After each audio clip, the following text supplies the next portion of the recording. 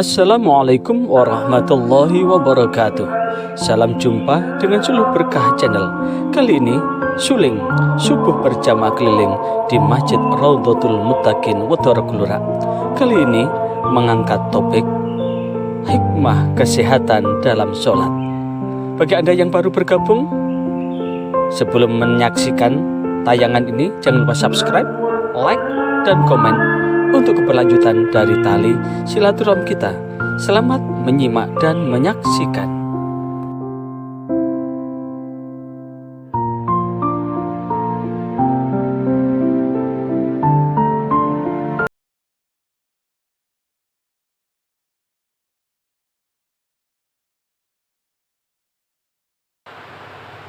Dipun lajengaken untuk melaksanakan sholat subuh berjamaah. Mugi-mugi sholat subuh kula panjenengan sedaya nyocoki man sholat subha bil jamaah fahuwa fi dhimmatillah. Sinten mawon sing sholat subuh kanthi jamaah mongko piyambakipun dalam jaminan Allah Subhanahu wa taala. Mugi-mugi punapa sing dados hajat kula panjenengan sedaya dijamin dening Allah. Sedaya punapa ingkang dipun cita-citaken anak turun kula panjenengan sedaya putra-putri putu mugi-mugi dipun cekapi bisa babiah biwasilah napa wasilah ibadah kula panjenengan sedaya lan mugi-mugi gemah ibadah kula panjenengan sedaya menggema buat anak turun kita sehingga mudah-mudahan kula panjenengan anak turun kula panjenengan sedaya mugi-mugi tansah tinakdir dados kawulane Gusti Allah ingkang sholih sholihah patuh taat dhateng Gusti Allah ahli ibadah ahli haji, ahli umroh, ahli ilmu, lan ahli kebajikan. Lan mugi-mugi punapa ingkang kula panjenengan lampahi enjang menika nggih nyocoki punapa ingkang dipun janjiaken dening Kanjeng Nabi sinten mawon sing salat subuh kanthi jamaah sampai isyraq. Mugi-mugi punapa ingkang kula panjenengan lampahi nyocoki kahajjatin wa umratin tamah kados dening haji angsal ganjarane haji lan umroh kanthi sempurna. Mila untuk menggenapi menika monggo sareng-sareng kita niati iktikaf sareng-sareng. Bismillahirrahmanirrahim. Nawaitu iktikafan fil masjidi sunnatan lillahi ta'ala. Lan mugi-mugi isu-isuan kula panjenengan sedaya datang masjid saperlu untuk mendirikan majelis taklim ingkang kados mekaten.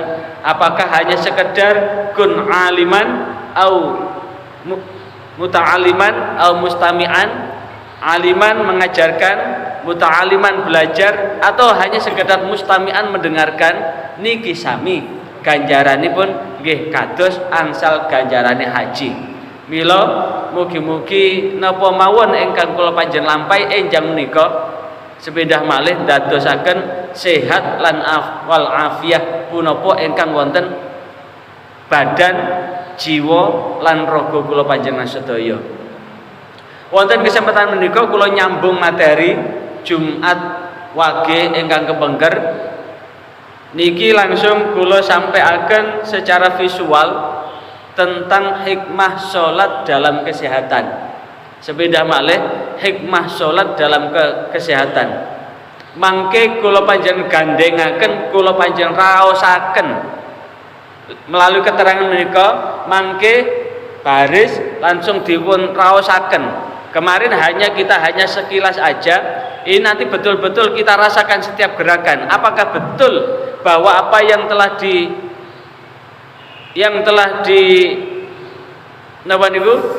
ditelaah secara ilmiah dening Profesor Dr. Haji Ahmad Syabu saking Universitas Padjadjaran leres napa mboten? Lah leres mboten niki mangke monggo diraosaken sareng-sareng melalui keterangan menika. Kranten napa? Menurut piyambakipun dari sudut ilmu kesehatan, bele setiap gerakan, sikap serta perubahan dalam gerakan mulai ngadeg sholat mantun-mantun rukuk i'tidal kemudian mantun-mantun sujud duduk di antara dua sujud, sujud malih sampai tasyahud awal, tasyahud akhir. Niki ternyata kesimpulannya adalah merupakan gerakan yang dapat memelihara kesehatan kondisi tubuh kula panjenengan sedaya. Dengan satu catatan, bele sikap gerak tubuh niku betul-betul sesuai kalih sing dicontohno Kanjeng Nabi. Sepindah malih gerakan-gerakan dalam sholat menika betul-betul sesuai kalih punapa sing dicontohaken dening Kanjeng Nabi. Nah, niki mulai contoh pertama ngangkat tangan. Ngangkat tangan niku kan wonten sing di atas telinga, lurus antara telinga dan pundak, antara telinga dan pundak, lurus dengan pundak, lurus dengan dada. Keseluruhan menika saged dipun raosaken. Lek ngangkat tangan sampai niki diangkat, krasa teng mriki ketarik. Teng dodo niki krasa ketarik. Lah, ketarik teng dodo niki ternyata menjadi terapi hal-hal yang berkaitan dengan apa yang ada di dada, termasuk ini bagian dari terapi untuk menghindarkan timbulnya napa? Kanker payudara. Lah, kanker payudara niku ternyata mboten namung tiang estri lho nggih. Tiang jaler wonten sing kenging kanker payudara. Soale tiang jaler nggih gadah payudara cuma mboten saged ageng. Cuma lek kepengin ageng nggih niku nge-gym, lek nge-gym niku kanton wageng kados aderai niku. Tapi sak ageng-agenge payudarane laki-laki nggih mboten menarik. Tidak ada yang bisa dipandang untuk menjadi menarik. Artinya apa? Bahwa ketika mengangkat tangan ini termasuk lek mengangkat lek kraos teng niki pundak niki ketarik. Niki ternyata menjadi terapi berbagai hal yang menyangkut apa yang ada di kepala. Lek sing krasa ketarik niku pundake, niki ternyata memperlancar sirkulasi darah ke otak.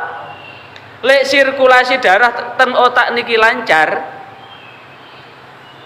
berarti hal-hal yang ada hubungannya dengan sakit kepala, sepindah malih, hal-hal yang ada hubungannya dengan sakit kepala niki bisa diterapi lewat apa? Mengangkat tangan ketika sholat. Mila monggo panjenengan sing rumah eco niku sing pundi? Ngeten niki narik ngeten keranten apa? Ketika takbir, posisi telapak tangan ini kedah seluruhnya. Apakah posisi ketika ada di dada? Posisi telapak tangan ini betul-betul dihadapkan betul ke kiblat. Mboten ngeten lho nggih. Mboten ngeten. Tapi dihadapkan ke kiblat. Posisi telapak tangan dihadapkan ke kiblat. Lah, ketika posisi tangan dihadapkan ke kiblat, posisi jarine mboten diblegarno, mboten digegemno. Rileks. Sing paling penting adalah posisikan telapak tangan ini betul-betul dihadapkan ke kiblat. Kranten nalikane kula panjenengan salat, sedaya mulai ujung rambut sampai ujung kaki dihadapkan ke kiblat. Posisi berdiri, jari-jari niki dihadapno teng kiblat. Posisi ngangkat tangan, telapak tangan dihadapkan ke kiblat. Napa kiblat? Ai jihadul ilal Ka'bah. Jihadul ilal Ka'bah, arah ke Ka'bah. Kiblat itu adalah arah, jihad. Arah ke kiblat diperkirakan. Kinten-kinten Ka'bah ini kok posisi titik sentralnya teng pundi? Ah niku posisi telapak tangan diharapkan. Nah, ketika menghadapkan telapak tangan ke arah kiblat, niki ada sesuatu yang ketarik itu. Lah sesuatu yang ketarik itu ada titik-titik acupressure. Acupressure itu apa? Titik-titik refleksi yang ada hubungannya dengan saraf-saraf yang ada di tubuh kita. Kalau kita lihat di titik refleksi,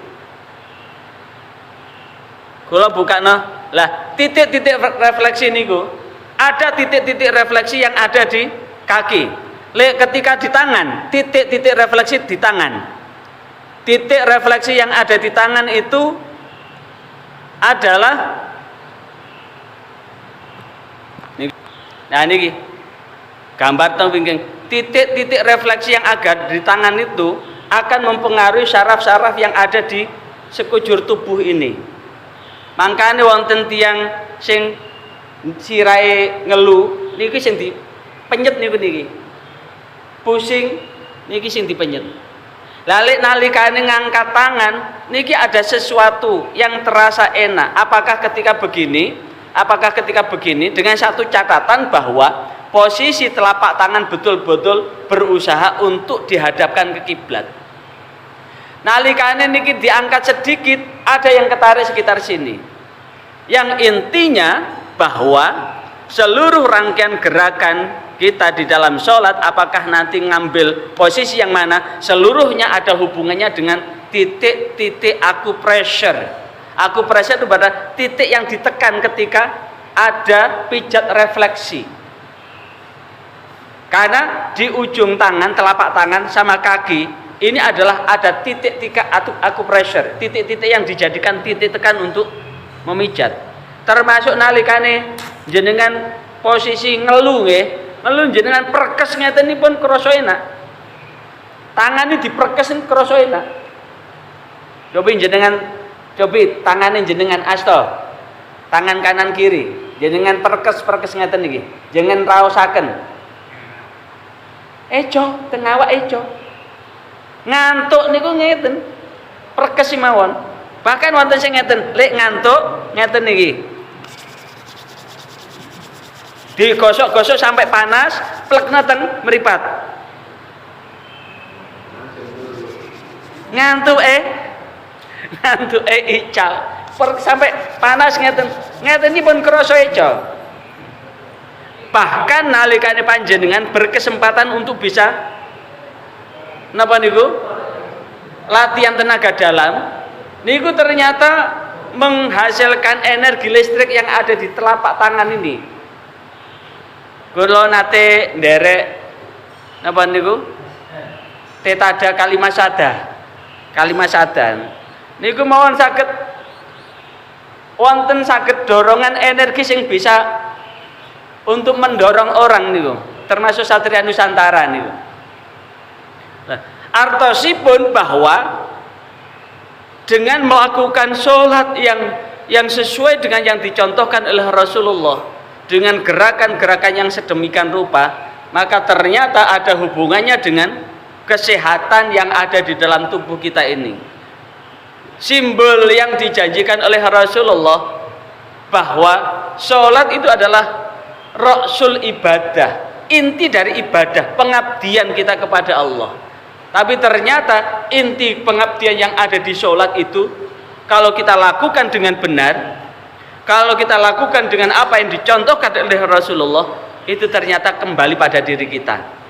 Kemudian niki nggih hanya mengingatkan kembali bahwa ketika mengangkat tangan tidak boleh dirapatkan, tidak boleh dipenggangkan, tetap biasa. Posisi telapak tangan rileks dengan satu catatan, telapaknya dihadapkan ke kiblat, posisi jarinya rileks. Lah, posisi jari rileks tapi posisi telapak tangan itu tetap berusaha untuk dihadapkan ke kiblat, maka ini ada bagian-bagian yang ada di lengan, di tangan kita, di bahu kita, ini di bahu pundak ini ada bagian yang terasa enak. Enaknya ini coba dirasakan. Makanya ketika sholat ingin mendapatkan hasil yang maksimal, maka betul-betul setiap gerakan tidak usah tergesa-gesa, dirasakan. Makanya larangan Rasulullah itu sholat itu jangan seperti ayam mematok jendut. Akhirnya mboten dihayati setiap gerakan. Nah, makanya di rangkaian ini yang dituntunkan oleh Rasulullah bahwa ketika kita berdiri, apa yang kita lakukan ketika kita berdiri sholat, yang pertama adalah disunahkan menundukkan kepala ke arah tempat sujud. Kalau kita bawa sajadah itu kan ada gambar masjid, berarti pandang yang ke arah kubahnya masjid kubahnya arah masjid itu. Kalau ada sajadah yang gambar Ka'bah, maka di titik tengah itu berarti pandangan itu ke arah di mana posisi kepala nanti akan kita sandarkan di situ. Ke arah kepala, di mana kepala ini dijatuhkan atau ditempelkan di bumi. Berarti menundukkan kepala ke arah pandangan ke tempat sujud, berarti meletakkan posisi pandangan ke arah di mana kepala nanti akan ditempelkan. Yang kedua, boten angsal mengangkat pandangan ke atas. Sebagian ulama mengatakan makruh, sebagian ulama yang lain menyatakan haram. Ketika kinten-kinten teng Masjid Raudhatul Muttaqin niki wonten jamaah sing nalikane ngadeg ngeten mboten ngeten deglek ngeten. Niki sebagian ulama mengatakan haram niki. Minimal makruh. Dados sing dibenarna maksimal lurus ke depan. Tidak kemudian. Yang ketiga, tidak melihat sesuatu yang dapat melupakan atau mengecohkan atau mengacaukan kekhusyuan. Mila kula elingno setiap barangkali keranten nalikani setiap hari Jumat niku sing rawuh teng masjid niki kan dugi berbagai macam dengan berbagai macam latar belakang. Ada yang di perjalanan kemudian mendengar azan langsung menggok ke masjid terdekat. Kadang-kadang di punggungnya itu ada tulisannya. Nah, bahkan sebagian ulama di kitab Fathul Qorib, di Fathul Mu'in, ketika memandang dengan tulisan yang ada itu bisa membatalkan sholat. Langkah apa yang perlu diumumkan oleh takmir? Buat jamaah yang punggungnya ada tulisannya, mohon untuk ambil shaf yang paling belakang, biar tidak menyebabkan jamaah yang ada di belakangnya batal sholatnya.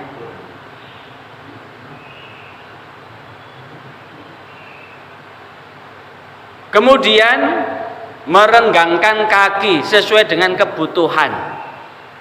Merenggangkan kaki ini tujuannya adalah apa? Untuk menutup celah antara barisan satu dengan yang lain. Keranten apa? Nalikane ngadeg salat jamaah tesih wonten benggang niku merupakan lahan setan untuk menggoda kita. Setan nggoda tiyang salat niku kados cempe. Napa cempe niku? Kados cempe nyeruntul ngoten.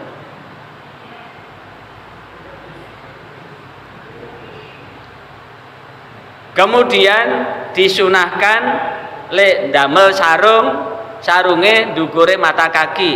Lek ndamel celanane ndukure mata kaki. Niki termasuk dalam rangka apa?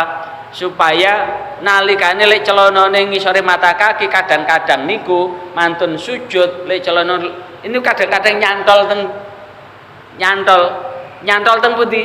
Nyantol teng drijine sikil niku. Ngadeg niku nyantol teng drijine sikil. Lek kecantol celana niki nggih kadang-kadang benakno niku nggih rada sarepotan. Akhire napa? Ibarat pesawat pun terbang niku manten ngoten buyar. Pun khusyuk ngoten, khusyuke buyar keranten napa? Benakno celana kecantol. Lah, berdoa sebelum takbiratul ihram. Nalikane sadering Allahu Akbar donga dhisik. Paling boten dongane niku supados nalikane salat niku boten kegoda. Termasuk ilahi anta maqsudi waridhaka matlubi. Ilahi duh pangeran ingsun, anta maqsudi panjenengan ingkang dados tujuan kula. Waridhaka lan ridho panjenengan Gusti matlubi ingkang kula padosi. Termasuk ndonga ngeten, Rabbi ja'alni muqimas sholati wa min dzurriyyati Rabbana wa taqabbal du'a. Napa artosina? Rabbi ja'alni, duh Gusti mugi-mugi panjenengan dadosna kula muqimas sholat termasuk tiyang sing jumenengake salat, wa min dzurriyyati termasuk anak turun kula. Rabbana duh pangeran ingsun, wa taqabbal du'a mugi-mugi panjenengan nerami donga kula.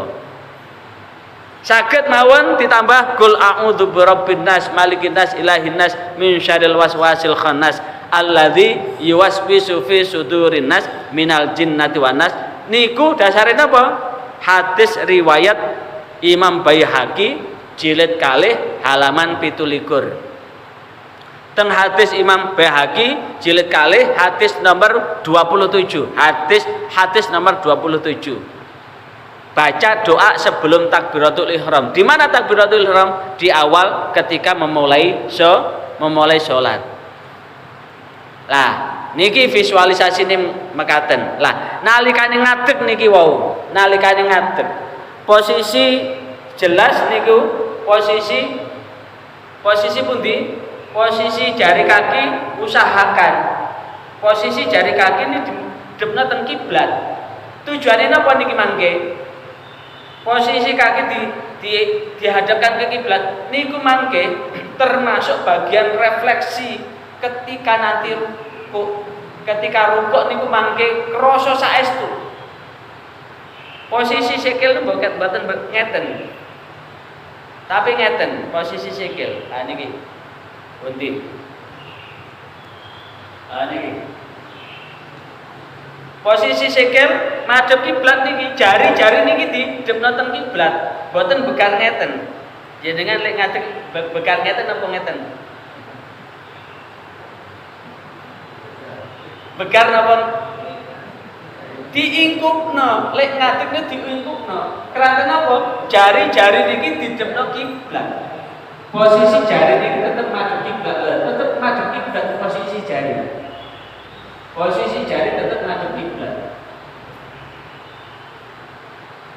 Lek damel sareng dukure mata kaki namine isbal. Ngadep kiblat. Niku mangke wonten manfaate nalikane ruku. Nalikane sandagep panjenengan pados posisi pundi sing sekirane jenengan terasa enak. Napa dukure dodo, napa lurus dodo, napa dukure napa? Dukure pusar udel, napa ngisore udel, napa mboten sandagep sing mboten angsal menteng kelek. Sing mboten angsal menteng kelek. Dirasakno pundi sing krasa enak. Tapi setunggal menurut Profesor Dr. Sabu sing paling enak iku ndukure udel. Niki posisi istirahat sing paling sempurna. Posisi istirahat sing paling sempurna. Sirkulasi darah dari jantung dan kembali ke jantung niki sangat lancar. Dados ketingale sing ngadeg. Ngadeg sing model ngeten niki sinaosa imame niku maca Al-Baqarah nutup Ali Imran nutup niki mboten kesel, paling kesel ngadeg. Tapi posisi tubuh niki posisi yang paling rileks, posisi istirahat yang paling sempurna. Anten ngaten, lah ini ada 3 posisi tangan dilipat di atas dada, di atas pusar dan tidak dilipat. Dari sikap itu, dari ketiga sikap tangan yang dianjurkan itu, menurut Profesor Sabu yang dapat memenuhi syarat ilmu kedokteran adalah apa yang dianjurkan Imam Abu Hanifah yang melipatkan kedua tangan di atas pusar. Oleh sebab itu sikap tangan demikian ini merupakan sikap rileks atau istirahat yang paling sempurna bagi kedua tangan. Kenapa? Karena sendi siku dan sendi pergelangan tangan serta otot-otot kedua tangan berada dalam posisi istirahat yang penuh. Dados nalika sendagep nugure udel niki posisi yang paling enak, posisi yang paling sempurna, posisi siku kali pergelangan tangan iki dalam posisi istirahat yang sempurna. Lah saumpami pinuju napa?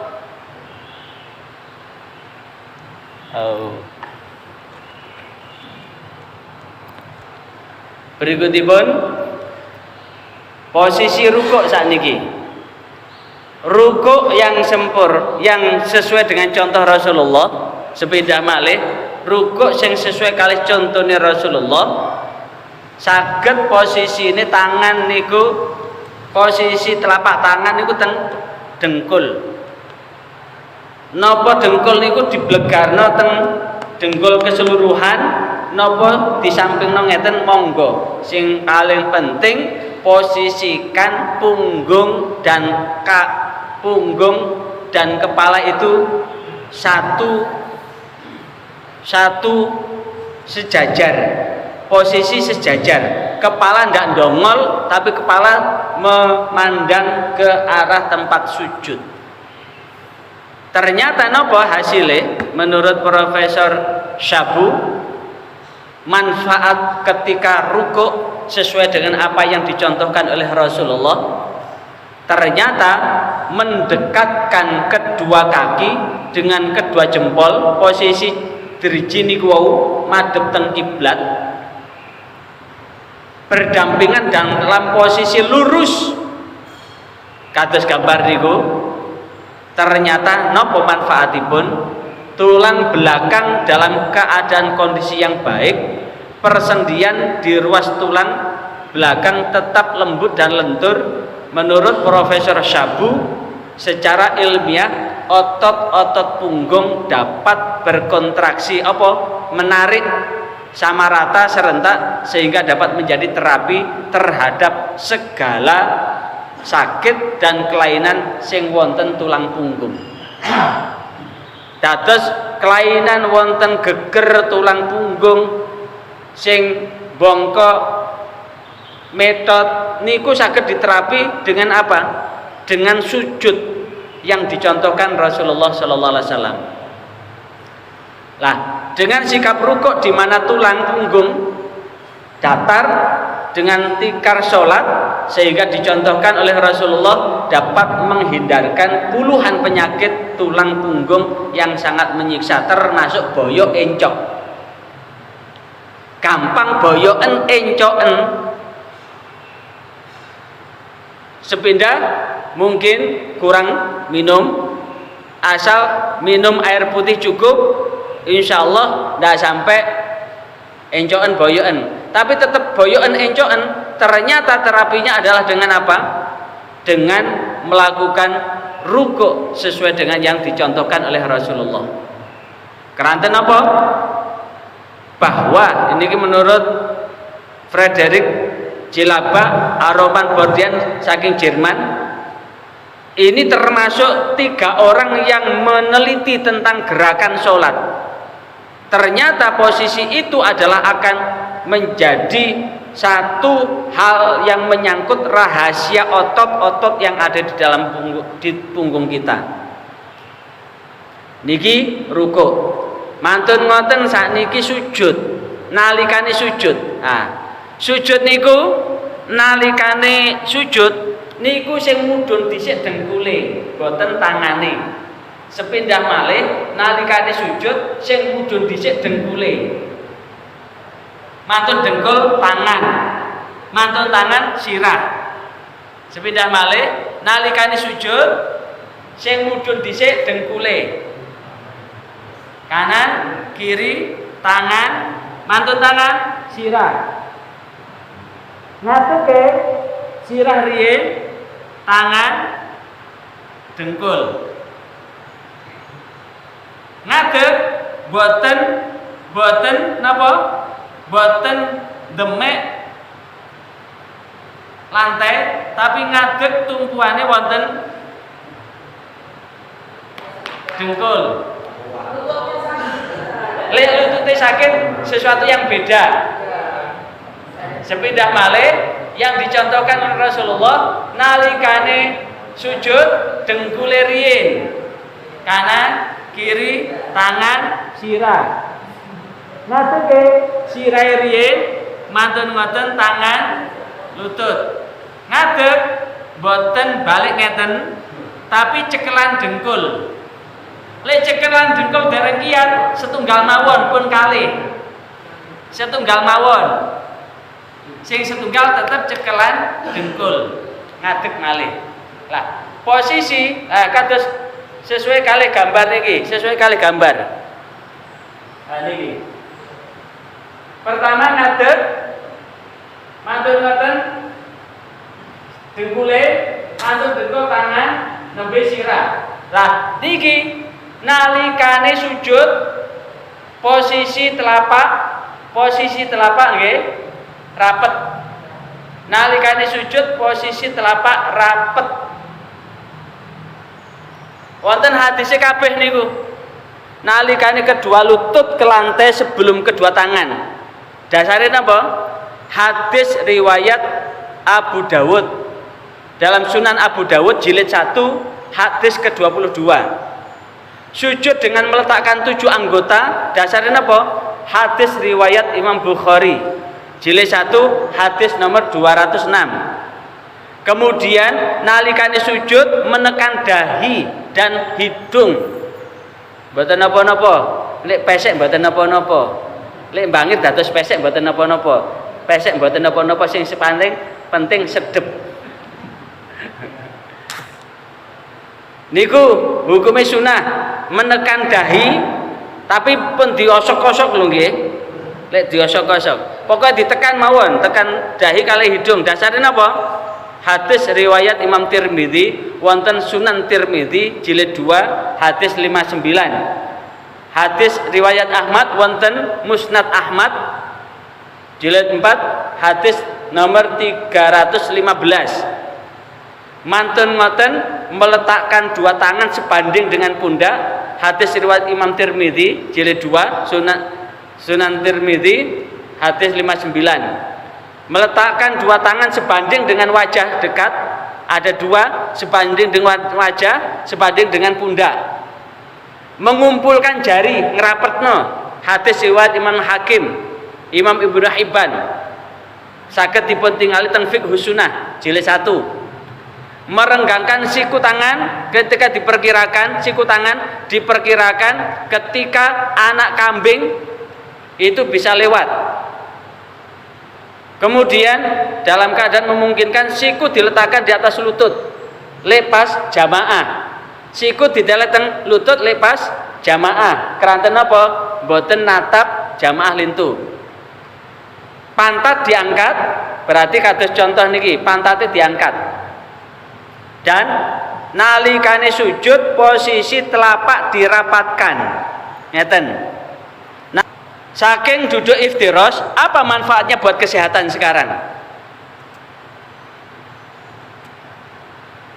Manfaatnya buat kesehatan duduk iftiros. Sekarang dari sujud dulu.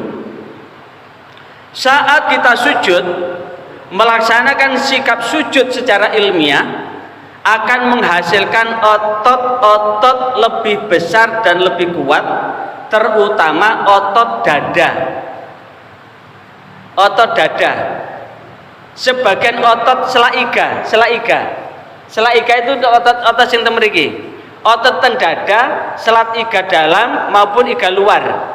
Sewaktu menarik nafas tanpa iga-iga, nalikane sujud tanpa iga-iga atau tulang rusuk ketarik ke atas oleh pengerjaan otot-otot sing wonten iga niki. Dengan demikian tulang dada terangkat ke atas dan maju ke depan sehingga rongga dada bertambah besar, paru-paru akan berkembang dengan baik dan dapat menghisap udara yang bersih ke dalam. Berarti ini termasuk sujud itu termasuk terapi segala penyakit yang ada di dada, termasuk jantung, emah, liver.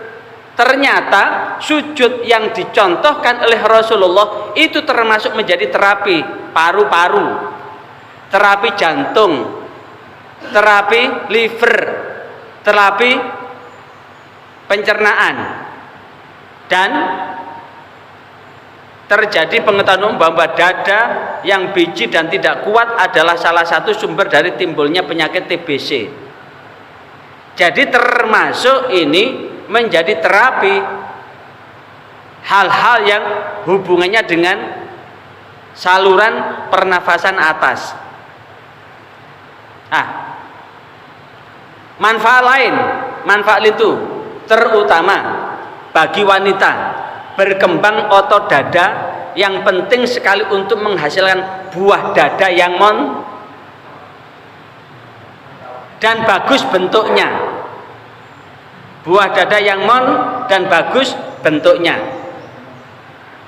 Bukan hanya itu, kelenjar-kelenjar susu dan saluran air susu menjadi lebih besar dan lebih lebar sehingga produksi air susu akan menjadi lebih banyak. Jadi terutama untuk ibu-ibu yang hamil, banyak-banyakkan sujud yang agak lama. Dari otot perut berkembang baik dengan sikap sujud. Secara ilmiah otot perut ini lurus dan memanjang, otot perut lurus, dan di mana otot itu akan membentuk dinding perut. Bila ia menekan pada tekanan dalam rongga perut dapat diperbesar, maka dengan demikian apa yang dilakukan ini penting dalam rangka melancarkan pembuangan najis bagi wanita untuk mempercepat kelahiran bayi. Termasuk menstruasi sing boten patek lancar, sujute sing suwi. Menstruasi ini kadang-kadang metu, kadang tidak, sujute sing suwi. Sujute sing suwi. Tapi pas menstruasi kan boten saya sholat. Nah, di saat suci itulah sujudnya. Terutama manfaatkan sujud terakhir itu untuk berdoa. Karena doa yang paling bagus dan mustajabah itu adalah doa ketika sujud. Makanya sujud yang terakhir niku, le boten saged bahasa Arab ya batin tok. Nalikane sujud berdoa apapun asal tidak diucapkan dengan bahasa Jawa ngeten, meneng tok mawon, dibatin tok. Dibatin. Tapi kalau bisa bahasa Arab, karena ketika bacaan-bacaan sholat harus bahasa Arab semua, bahasa Al-Quran semua. Rabbi habli minas sholihin, Rabbana hablana min azwajina wa dzurriyyatina qurrata a'yun. Itu terkait ketika sujud. Manfaat lain adalah bahwa sujud itu dipandang dari sisi ilmu kesehatan akan melancarkan aliran darah ke otak saat melaksanakan sujud. Saat sujud itu aliran darah ke otak ini lancar. Lah, otak adalah salah satu anggota badan yang terpenting, karena jika mendapatkan aliran darah maka berakhirlah pula dalam kehidupan. Nalikane darah teng otak niku mboten lancar, termasuk sedetik aja, maka itu berakhir pula kehidupan. Berarti nalikane aliran darah niku tersumbat, tiang stroke niku napa? Kan pecah pembuluh darah kan? Lah, maka inilah yang kemudian akan menghasilkan kesehatan yang ada hubungannya dengan kepala dan lain sebagainya. Saat ini duduk kados kala wau. Duduk sing sampun kula contohno, manfaate saat niki. Napa manfaate? Sikap duduk iftirash, duduk dengan melipat jari kaki kanan, kemudian telapak kaki kiri menjadi bantalan pantat. Duduk iftirash ini adalah duduk dengan otot pangkal paha, di mana di dalamnya terdapat salah satu syaraf pangkal paha yang besar di atas kedua tumit. Kaki tumit ini dilapisi oleh otot yang berfungsi sebagai bantal. Dengan demikian saat tumit menekan pada otot pangkal paha serta syaraf pangkal paha yang besar, sehingga cara pangkal ini akan terpijit, akan kados dipijet-pijet ngaten. Pijetan urutan ini dapat menghindarkan dan menyembuhkan semua penyakit yang ada hubungannya dengan syaraf pangkal paha. Pangkal paha akan terasa sakit, nyeri, sengal, bahkan cenut-cenut sehingga tidak dapat berjalan, maka itu dapat disembuhkan dengan duduk iftirash kalawau, termasuk bawasir. Bawasir niku napa? Ambeien. Basa Jawane bolen. niku ternyata saged dipun terapi menghindarkan bolen ambeien. Niku ternyata terapinya untuk menghindarkan ambeien itu ternyata dengan duduk iftirash. Nah, niku iftirash. Lah niki titik refleksi niku. Lah ujung-ujung jari niki wonten hubungannya syaraf niki. Jempol niki syaraf sing teng mriki. Mila leput ada putra sing tesih alit mboten saged tilem, mungkin mboten saged tileme niku irunge tersumbat. Cukup niki mawon. Cukup niki mawon di gosok-gosok jari kaki niki lho. Utawi dipites kedhiken. Dados hidung tersumbat, jempol kaki sing sanding niki lho. Sanding niki dipinyet ngeten. Dipetes ngeten saged longgar. Lek sing buntu niku irung kiwa, sing dipites jempol kanan. Lek sing buntu niku irung tengen, sing dipites jempol kiri. Sakit kepala niku niki. Untu loro niku niki, untu loro. Niki leti pijet refleksi. Lah itu semua ada saat kita sujud. Simpul-simpul itu akan terpijat secara otomatis saat kita sujud, saat kita duduk iftirash, saat kita duduk tawarruk. Duduk tawarruk niku menapa? Duduk tasyahud akhir. Nah, niki manfaate. Duduk iftirash niki. Ternyata dapat menjadi terapi penyakit yang ada hubungannya dengan tulang, dengan otak, dengan rongga, dengan rahang, dengan dahi, dengan kelenjar gondok, dengan mata, dengan leher, dengan amandel, otot bahu, telinga, paru-paru, pankreas, jantung, sistem saraf, limpa, ginjal, lambung, pinggang, saluran kencing, usus, kandung kencing, dan berbagai penyakit lain. Ternyata simpulnya ketika kita duduk tasyahud awal, duduk tasyahud akhir. Sebagaimana yang telah diteliti oleh Dr. Reinhard Fortz dan John Blasey dalam bukunya yang berjudul Terapi atau Pengobatan Tanpa Obat. Kebetulan dia mu'alaf lantaran dia meneliti gerakan sholat. Setelah meneliti gerakan sholat, dia kemudian sadar bahwa apapun yang diajarkan di dalam Islam itu ternyata banyak manfaatnya. Manfaat lain, ternyata ketika tumit kaki kiri ditekan terhadap daerah bagian depan, ini ternyata bisa untuk apa? Dari lubang dubur saat duduk iftiroh dapat menyembuhkan berbagai penyakit baik pria maupun wanita. Mohon maaf, saya jelaslah bahwa sholat sebagaimana yang dicontohkan oleh Rasulullah adalah satu-satunya cara untuk membersihkan jiwa dan raga kita. Setiap sikap tubuh dan perubahan pada waktu kita melakukan sholat, mulai berdiri, kemudian rukuk, i'tidal, sujud, duduk di antara dua sujud, sujud kembali, duduk di antara dua sujud, duduk iftirash tasyahud awal, duduk tawarruk tasyahud akhir. Ternyata itu seluruhnya adalah merupakan sesuatu yang Allah berikan untuk manusia. Karena itulah sebetulnya sholat itu adalah syariat buat manusia seluruhnya. Sekali lagi, sholat itu adalah kewajiban buat seluruh manusia tanpa kecuali. Dengan gerakan seperti itu adalah untuk manusia seluruhnya tanpa kecuali.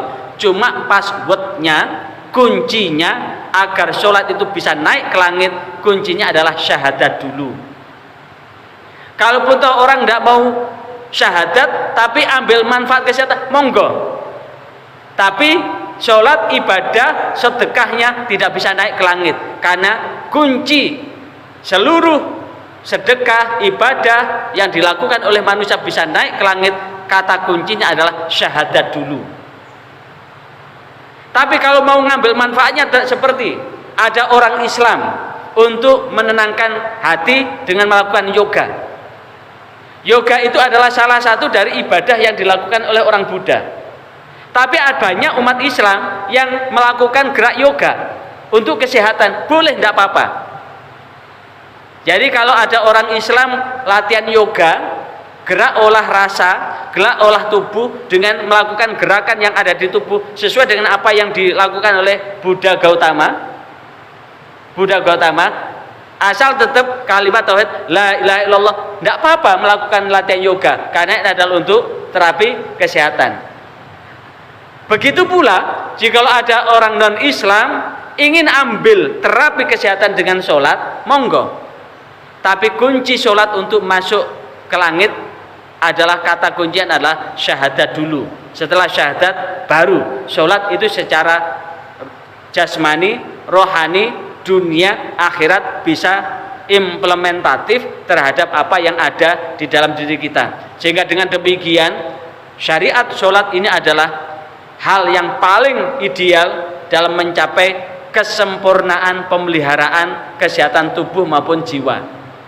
Dan tiap kali kita melakukan gerakan di dalam rakaat itu, ternyata tiap kali bangkit dari sujud berdiri tegak kembali, maka itulah kemudian sesungguhnya otot-otot yang ada di dalam tubuh ini akan tarik menarik, otot dada, otot bahu, lengan, punggung, perut, pangkal paha, juga otot kaki atas maupun kaki bawah.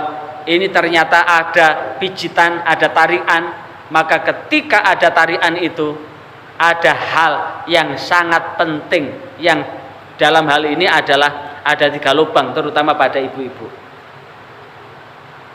Dan duduk terakhir adalah duduk iftirash, duduk tawarruk, duduk tasyahud akhir. Ternyata manfaatnya adalah bahwa ketika jari kaki menghadap ke arah kiblat, jelas sholat sebagaimana contohkan Rasulullah adalah satu-satunya cara membersihkan sikap tubuh serta perubahan pada waktu kita melakukan sholat untuk mencapai kesempurnaan itu. Kesimpulan terakhir, menurut Mildred Carter dalam bukunya Help Yourself with Food Reflexology, dan D. Ingham dalam buku Stories The Fit Can Tell, itu ternyata bahwa keseluruhan yang dilakukan dalam gerak sholat yang kemudian mengangkat kaki kanan, menghadap jari kaki ke arah kiblat, memijat pusat otot, tulang ruas, punggung, rongga, rahang dan sebagainya, ini ternyata bagian dari apa? Satu-satunya terapi pengobatan atau obat tanpa operasi atau penyembuhan tanpa obat, dengan apa?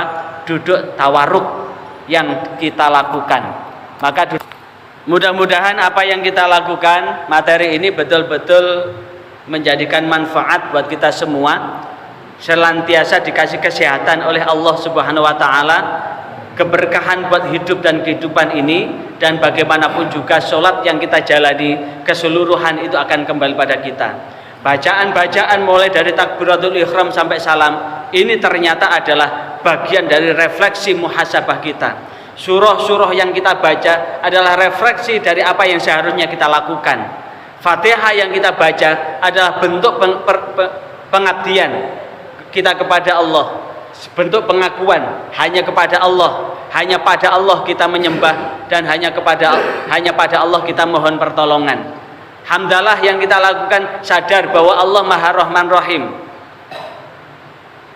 dan seterusnya. Keseluruhan itu adalah merupakan bagian dari terapi hati kita, terapi spiritual kita. Maka mudah-mudahan dengan apa yang kita lakukan, kita termasuk Rabbi ja'alni muqimas sholati wa min dzurriyyati. Mudah-mudahan kita ini termasuk orang yang senantiasa menegakkan sholat, dengan termasuk anak turun kita, keluarga kita, mudah-mudahan ahli sholat, ahli ibadah, ahli haji, ahli umroh, ahli ilmu, dan mudah-mudahan istiqomah dengan ilmu itu sehingga Allah mudah-mudahan menyelamatkan hidup dan kehidupan kita fid dunya hasanah wa fil akhirati hasanah wa qina adzabannar. Allahumma shalli wa sallim ala sayyidina Muhammad bi rahmatika ya arhamar rahimin.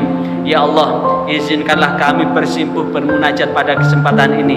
Bimbinglah hati dan pikiran kami untuk tetap berada di jalan yang Engkau ridhai. Bimbinglah kami semua, termasuk anak turun kami semua, termasuk orang-orang yang menegakkan sholat. Maka dengan sholat ini, bimbinglah kesehatan jasmani rohani, keselamatan dunia hingga akhirat kami, istri kami dan anak turun kami. Sampai jumpa Rabbana kembali. atina fid dunya hasanah Wassalamualaikum wa fil akhirati warahmatullahi hasanah wa qina wabarakatuh. adzabannar.